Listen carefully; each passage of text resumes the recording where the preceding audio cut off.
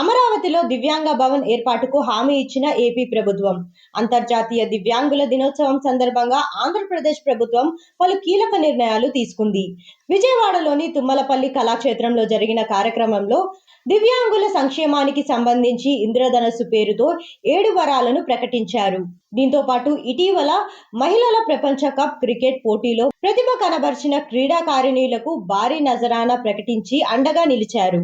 ఈ సందర్భంగా సీఎం మాట్లాడుతూ అంధ మహిళల క్రికెట్ జట్టు సభ్యులు కరుణకుమారి, దీపిక దేశం గౌరవపడేలా రాణించి ఎందరికో స్ఫూర్తిగా నిలిచారని అభినందించారు.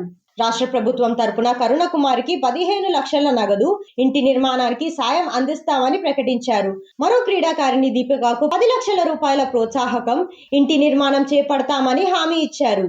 వారి కోచ్ అజయ్ కుమార్ రెడ్డికి 2.50 లక్షల నగదు బహుమతిని అందజేశారు.